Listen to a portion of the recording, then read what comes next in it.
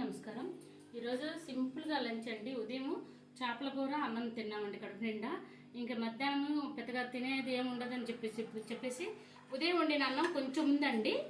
ఇంకేమి నేనేం చేశానంటే ఇది పండుమిరపకాయల పచ్చడి బెండకాయ ఫ్రై ఉండిందండి, అది కలిపి పెట్టుకున్నాను. 2 ఉల్లిపాయలు వేసుకున్నా. ఇది పెరుగన్నం కలిపి పెట్టానండి మా వారికి. ఇంకేం చేశాను, రొట్టెలు చేశానండి. నేను రొట్టెలు అయితే వట్టి అయినా తింటారండి మా వారు.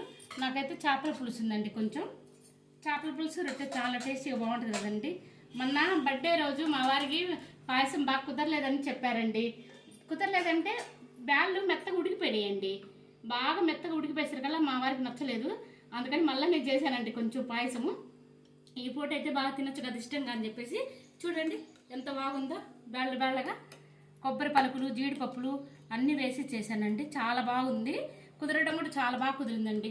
మా వారు బాగాలేదనేసరికల్లా నాకు కొంచెం మనసు బాధగా అనిపించిందండి. అందుకని చెప్పేసి మా వారికి నచ్చినట్టు మళ్ళీ చేశానండి నేను కొద్దిగా పాయసంతో. ఆయన ఇంట్లో వంటలు చేసినప్పుడు ఇంట్లో మగవాళ్ళు బాగా తింటేనే కదండి ఇష్టంగా ఉంటుంది. అందుకని నేను మాత్రం మళ్ళీ పాయసం చేశానండి. నచ్చితే మాత్రం లైక్ చేయండి.